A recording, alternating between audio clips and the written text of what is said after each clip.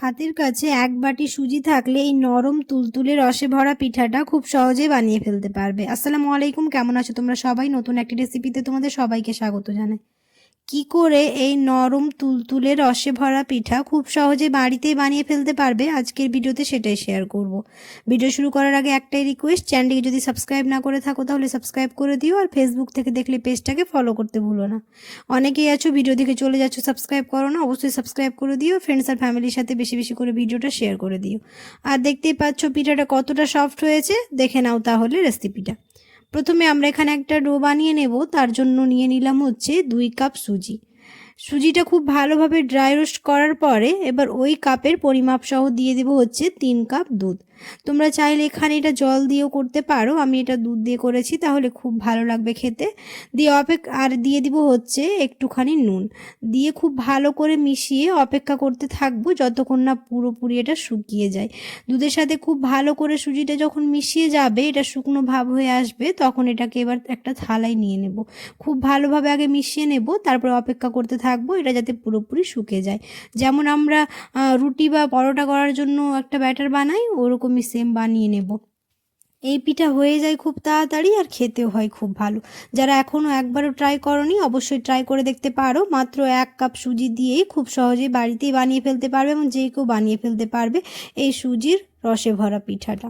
তো আমাদের খুব ভালোভাবে এটা মিশ করা হয়ে গেছে এবং একটা শুকনো ভাব হয়েছে। এবার একটা থালাতে নিয়ে নিলাম, এর মধ্যে দিয়ে দিলাম হচ্ছে 1 চা চামচ ঘি, দিয়ে গরম অবস্থায় খুব ভালোভাবে এটা মথে নেব।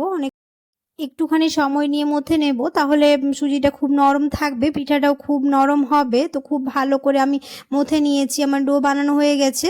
এবার পুরটা বানিয়ে নেব। তার জন্য নিয়েছি হচ্ছে 1/2 কাপ এখানে নারকোল, দিয়ে দিলাম হচ্ছে 2 চা চামচ চিনি গুঁড়ো, আর দিয়ে দিব হচ্ছে 2 চা চামচ গুঁড়ো দুধ। দিয়ে খুব ভালো করে সবগুলো মিক্স করে নেব, দিয়ে আমাদের পুরটা একদমই রেডি হয়ে যাবে। তোমরা এখানে যে পরিমাণে পিঠা বানাবে সেই পরিমাণে পুরটা বানিয়ে নেবে। আমি এটা 2 ভাগে ভাগ করে নিয়েছি। এবার খুব ভালো করে বেলে নেব, যেভাবে আমরা রুটি বা পরোটা বেলি একটু বড় করে বেলে নেব। এটা যখন বেলা হয়ে যাবে তখন একটা গ্লাস বা এরকম যে কোনো ছোট বাটি নিয়ে এরকম গোল গোল করে কেটে নেব চারদিকে। এই পিঠা বানাতে খুব সহজ আর খেতেও হয় খুব ভালো, অবশ্যই তোমরা একবার ট্রাই করে দেখবে। তো এরকম করে সবগুলো আমি গোল গোল করে কেটে নিয়েছি। সবগুলো আমার বানানো হয়ে গেছে, এবার সাইডেরগুলো সরিয়ে নিলাম।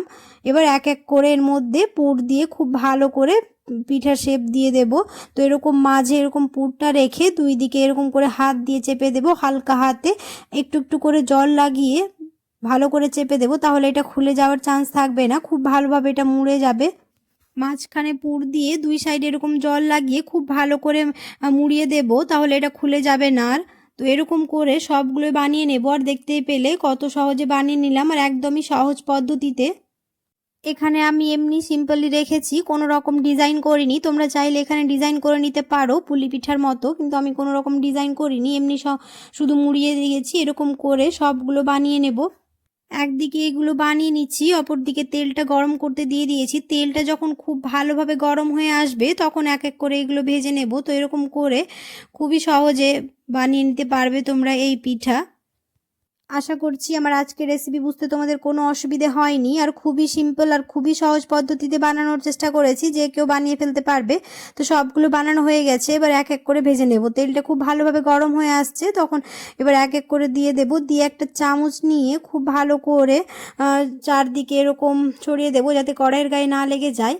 একটা কাঁটা চামচ নিয়ে অপর পিঠও ভেজে নেব। এরকম লাল লাল করে ভেজে নিয়েছি, দেখতে পাচ্ছ আমাদের পিঠাটা ভাজা হয়ে গেছে। এবার শিরাটা বানিয়ে নেব। তার 1 কাপ দিয়ে দিলাম চিনি, ওই কাপেরই পরিমাপ করে দিয়ে দিলাম জল, আর ফ্লেভারের জন্য দিয়ে দিলাম 3টে এলাচ। এবার অপেক্ষা করতে থাকবো যতক্ষণ না এটা ফুটে আসছে। আর যখন ফুটে আসবে তো আমাদের চিনি শিরাটা একদম রেডি হয়ে গেছে। এটা গরম গরম অবস্থায় দিয়ে দেবো। আর চিনি শিরাটা একদমই ঘন করা চলবে না, পাতলা করে রাখতে হবে, তাহলে চিনি আর জলের পরিমাণটা সমান রাখতে হবে। এরকম করে দিয়ে খুব ভালো করে ডুবিয়ে প্রায় 10 থেকে 15 মিনিটের জন্য এটা রেখে দেবো রেস্টে, তাহলে খুব ভালোভাবে এটা পিঠার মধ্যে ঢুকে যাবে এবং পিঠাটাও খুব নরম হবে। আশা করছি আর বলার দরকার নেই, দেখতেই পাচ্ছ কতটা সফট হয়েছে। আশা করছি আমার আজকের রেসিপি তোমাদের ভালো লেগেছে। যদি ভালো লেগে থাকে তাহলে অবশ্যই একটা লাইক করে দিও, কমেন্টে জানাতে ভুলো না কেমন হয়েছে। দেখা হবে খুব শিগগিরই পরে একটা নতুন রেসিপিতে। সবাই খুব ভালো থাকবে, সুস্থ থাকবে, সাবধানে থাকবে। আল্লাহ হাফেজ। আর দেখতেই পাচ্ছ কতটা সফট হয়েছে।